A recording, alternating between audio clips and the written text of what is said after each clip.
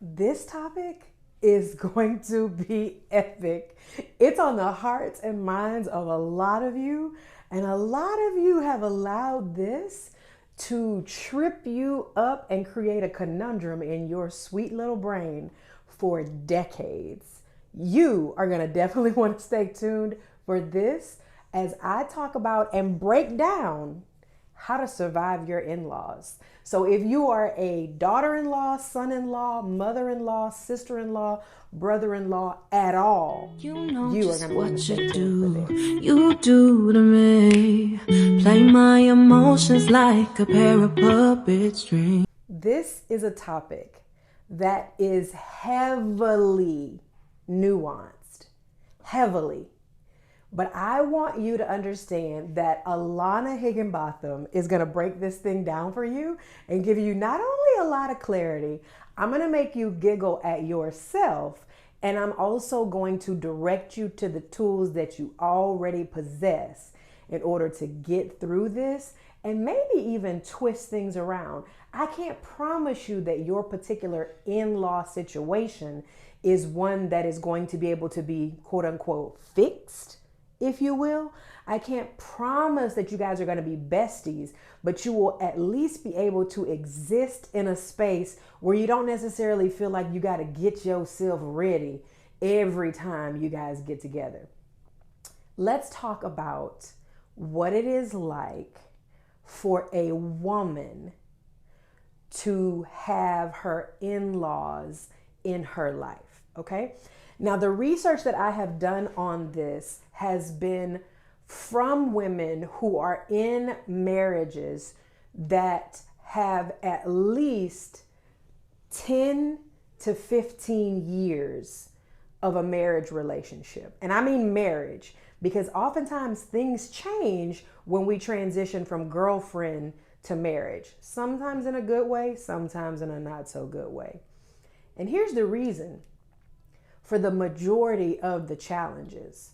Both parties have a predetermined idea of what their life is going to be like when they interact with their in-laws, right? Moms and dads, mother-in-laws and father-in-laws have already had these dreams of how they're going to exist in their daughter or their son's life once they get married.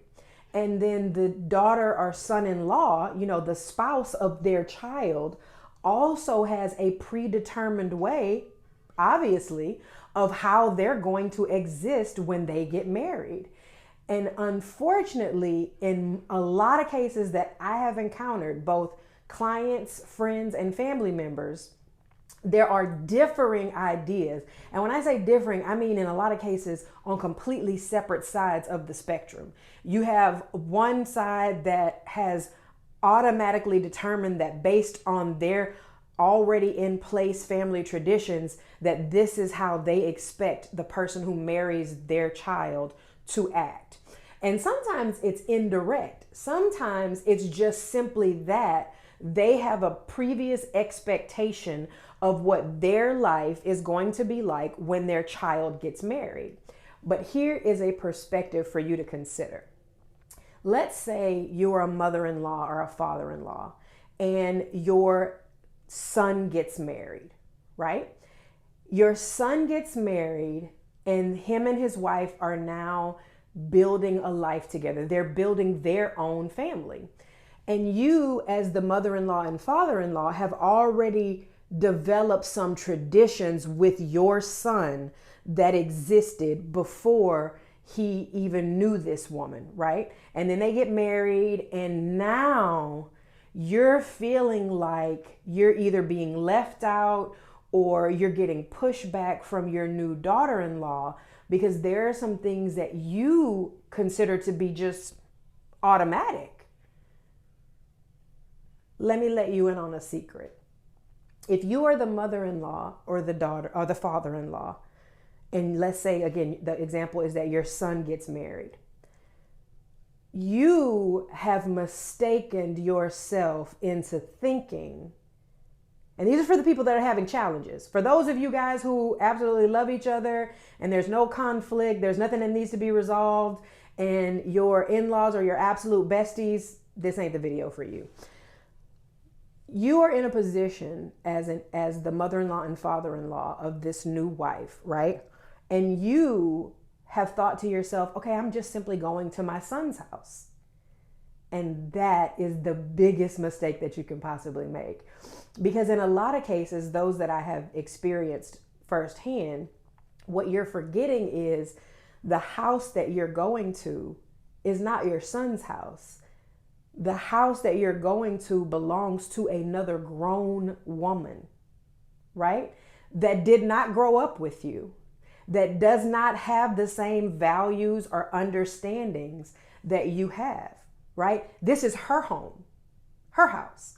And just in the same way, you highly likely would not take kindly to another grown woman or grown man coming into your house and telling you what to do and what not to do. This new in-law is probably feeling the same way, and that's where the conflict begins. Because see, you have a particular relationship and maybe a particular understanding with your son. And obviously this works just as well if you are the mother-in-law and father-in-law to a son, right? To a guy. It works on both sides, but I'm just picking this example for purposes of the illustration. What I have seen more often than not is there are a lot of assumptions that are going on both sides. But I'm picking this side because I think this is the one that is the most highly misunderstood. And oftentimes what I've also seen is this particular trait is heightened in the mothers of boys, of men, right? So when you're a boy mom, for whatever reason, you've made up in your mind of what your life is going to be like when your son gets married. Or maybe the problem is that you've never made it up in your mind. You've never thought about it. You've never considered it. And therein lies the problem. Let's say that you have decided, or not even decided, that in your household, as the woman of your house, that when you were raising your son, that you guys had a tradition that every year on the 4th of July, every year for Christmas, or every year for Thanksgiving, that this is what your family does. And you actually looked forward to the idea that one day when your son takes on a bride, that she will be grandfathered into this wonderful tradition, and she will be so excited about it. And it will be obvious that you won't even have to address it. You also have in your mind this habit of how you communicate, right? This is your son. You've never had to call another woman or another person to clear your plans that you want to have with your son. So either you have not ever even thought about it or considered it, or you've decided in your mind that you're not going to do that. Once again, the problem lies in the fact that you are no longer dealing with your son. You, in fact, are dealing with a married man and his wife. And where most relationship conflicts come in, whether it's a professional relationship, personal relationship, we're talking about a marriage, a friendship, your extended family, your pastor and his wife, whatever it is, where most relationships hiccup is they are unable to compartmentalize or differentiate between the roles, right? Where a lot of people have a conflict with, say, their mom, is they're unable to see their mom as both their mom and a woman separately. Those two are separate. She's a wife separate from the woman that she is, from the girl that she is. And in this case, the conflict also comes in because the mom and or dad have not even considered or even thought about doing the work of differentiating between those roles. Because before, your son's most important role in his life was being your son and being the son of the family, right? But now I'm sure many moms would agree, or at least a little inkling of you would agree, that now that your son is married, his most important role is being a husband, and then maybe even a father if your son and his wife have children. And so just the same way as you would not walk into another woman's home and start telling people what they need to do or what's acceptable or what's unacceptable, is the same way you have to treat the home of your son, because he's no longer your child, right? He's transitioned.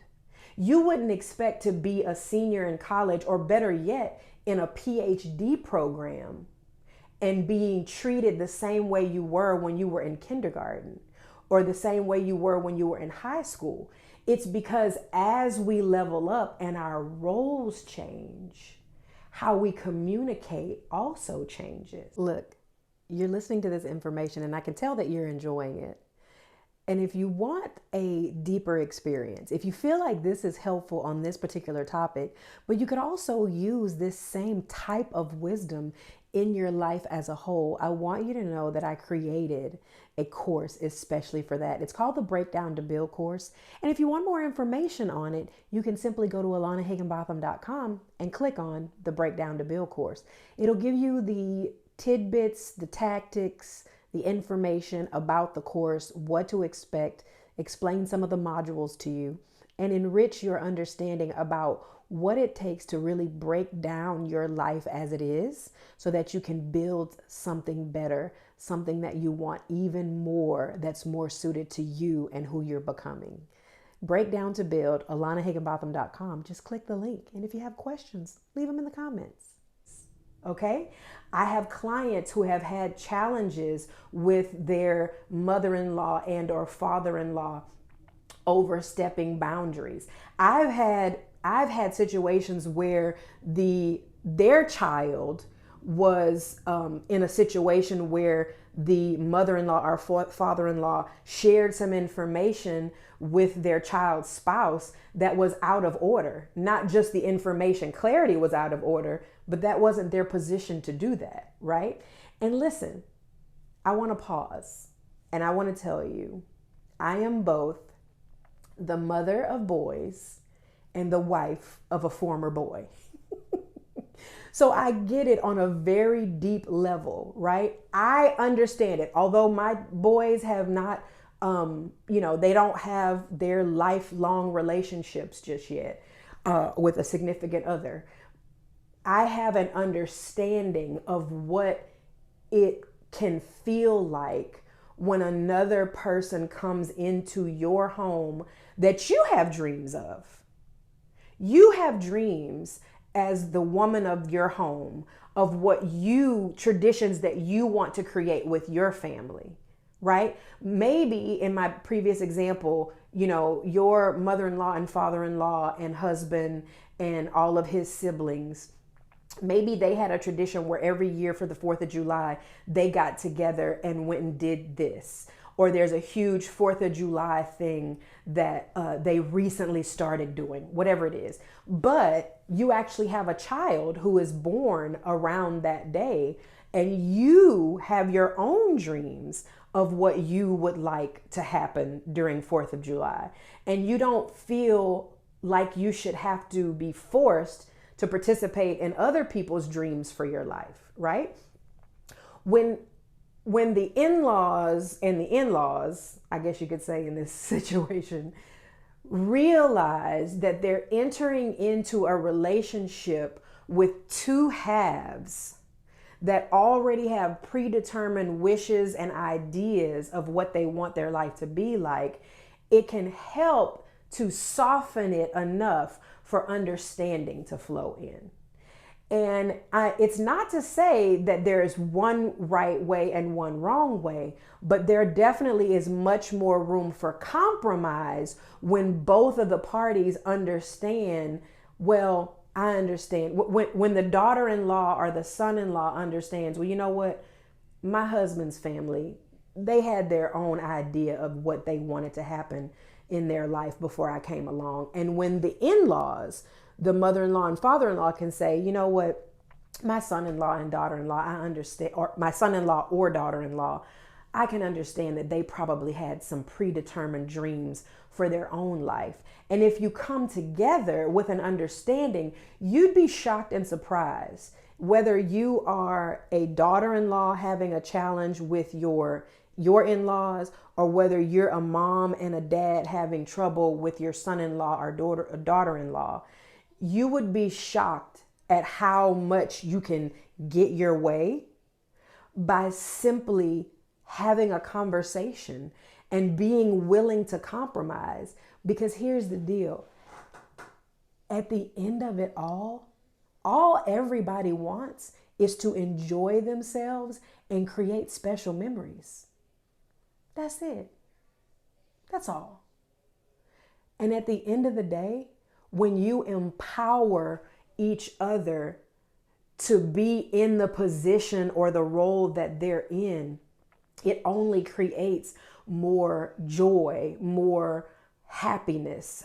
It only creates more positivity for the family dynamic to grow.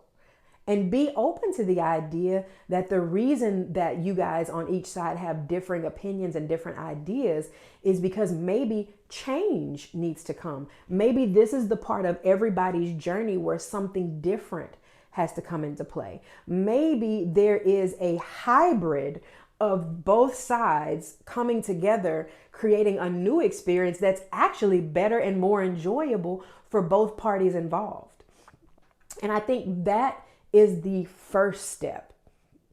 The next portion of this comes in when it comes to the habits of how the in-laws have corrected their children before their children became somebody's husband or wife.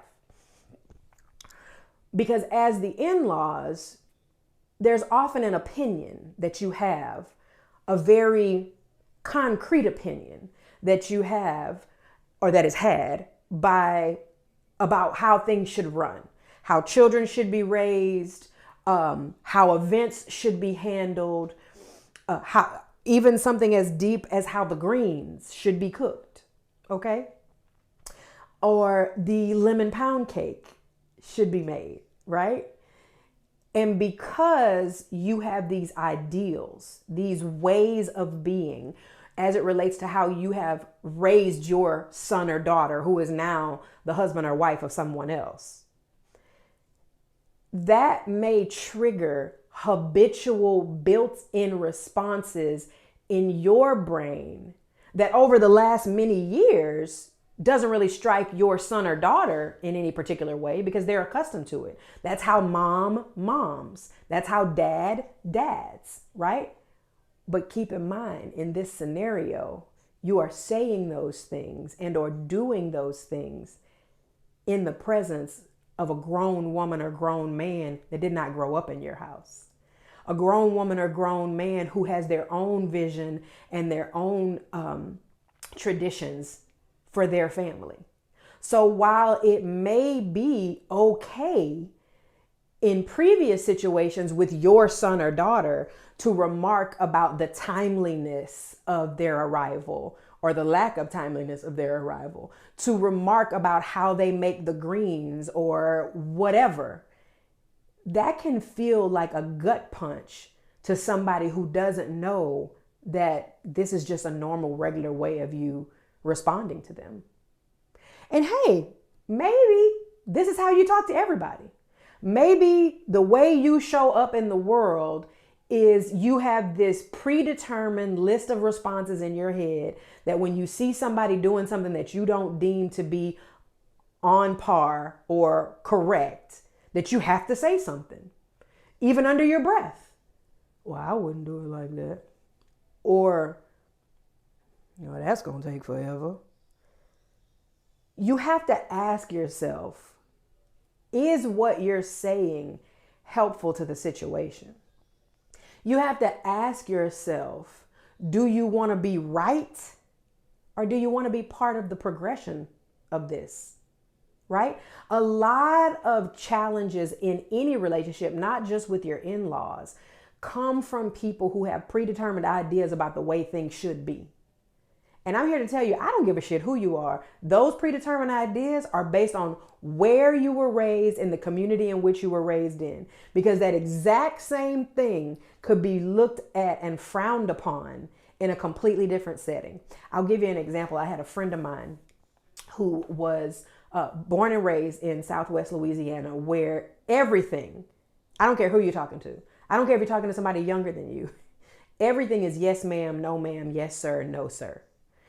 And he was in a particular situation where he was working in a city, or really a state outside of Southwest Louisiana. And he very respectfully, in his eyes at least, responded to a woman that he was working with by saying, "Oh, yes, ma'am." And she was deeply offended to the point where she brought it up to HR. And her comment was, "I did not work as hard as I have to achieve all that I've achieved, only to be referred to as ma'am." And for this gentleman, friend of ours, he was absolutely floored, because what you're not about to do in Southwest Louisiana is talk to a woman in the workplace and not say yes, ma'am, or no, sir. Yes, ma'am, or no, ma'am, right? It's a little different now, but back in the day, highly unacceptable.